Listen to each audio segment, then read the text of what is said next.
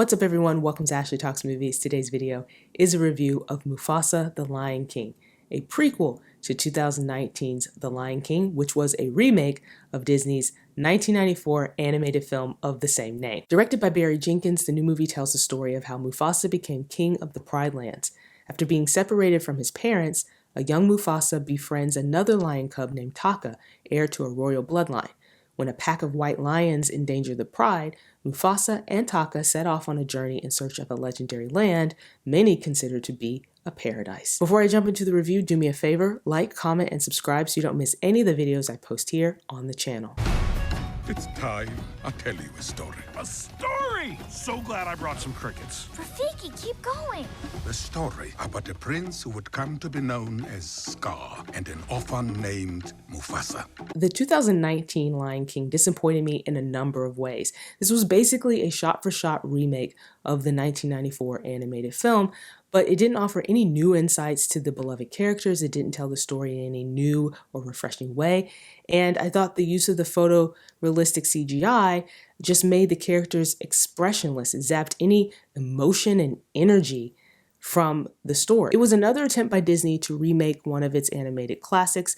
They had done this with movies like Cinderella, which I actually liked, and The Jungle Book, but the Lion King remake just felt empty. So I was skeptical going into Mufasa the Lion King, but after watching the movie, I came out thinking that it was actually very good, and it's a huge improvement over the 2019 movie in many ways. Jenkins, I think, gets a lot of the credit here for how well this movie turned out. You can tell that he really wanted to focus on these characters and explore them in a different way.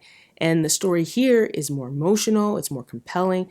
There's a lot of heart in it. It's an original story that isn't limited to recreating the story from the animated film. And the story unfolds through flashbacks, with Rafiki telling Kiara, Simba and Nala's daughter, voiced here by Blue Ivy Carter, the tale of her grandfather. So it focuses on Mufasa and his relationship with Taka, the lion that would eventually become Scar. It's an origin story for Mufasa, here voiced by Pierre, but it's also an origin story for Taka, voiced by Kelvin Jr., and how their relationship evolved, how they became brothers, and how, as we know from The Lion King, how they became adversaries. But since you know how that story ends, the movie's mostly focused on the journey these characters take and what causes that rift between Mufasa and Taka. I think the movie did a really great job of exploring the dynamic of that relationship by showing more of those character traits, their similarities, as well as their differences. We also get Rafiki's backstory explored here in this movie,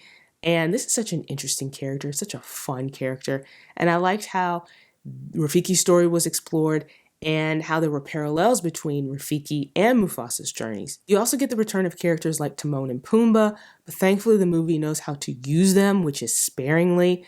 So they're mostly used for the comic relief, and they only really show up for a few jokes and wisecracks here and there. And really, that's all you need from them. The voice cast here is very strong, and I think they all did a great job with their performances and bringing these characters to life, especially Pierre and Kelvin Jr. I liked their approaches to these roles, and Pierre has this deep, booming voice that sounds exactly like what you would expect a younger Mufasa to sound like, given that James Earl Jones originated the role. I also thought Blue Ivy Carter did a wonderful job as the voice of Kiara. Music here is really, really solid. It doesn't quite live up to the original music from the animated film, and it'd be hard to top that. But Lin-Manuel Miranda composes the original songs for this movie, and I think he did a really great job with it. The music here is very catchy. I think one of the best songs is one of the songs that's early in the film, and it's about the bond Mufasa and Taka have as cubs and how they both always wanted to have brothers. And I think the animation sequence with that song just really has a lot of energy, and it's really well done. There's also this really great villain song from the character Kyros that's voiced by Mads Mikkelsen. It reminded me a lot of Be Prepared. And I like the visuals more in this movie than I did the 2019 film. It's still using that photorealistic CGI, but the design has been tweaked so that it leans more into an animation style. So the characters here are more expressive, they emote. You can tell by the expressions on their faces if they are sad or scared or angry. And that was one of the things that I think was really missing from that 2019 film. I also liked that the story allows the characters to journey to different places, so you get some really stunning visuals of these different landscapes like the snow-covered mountains. And I also thought some of the scenes with the water were just beautiful. Jenkins also gets really creative with how he tells his story visually. There are close-ups, there are circle shots, and lots of animated camera movement. Now, the movie isn't perfect. It still has its flaws, which is to be expected. There's a lot of story happening here. There's a lot of plot going on. And I think the movie juggles it pretty well for the most part, but the third act suffers, I think, the most. It felt a bit rushed, especially with how Taka's story arc is resolved.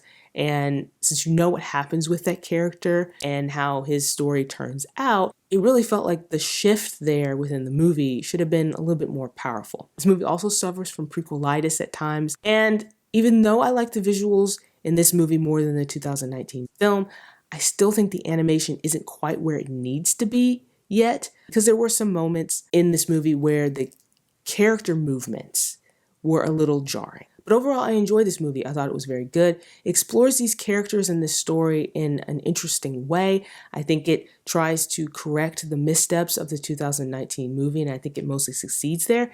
And it ended up being more creative than I thought it was going to be. So those are my thoughts on Mufasa the Lion King. Are you planning on seeing this movie in theaters? Let me know in the comments. Like and subscribe, and stick around for more videos like this.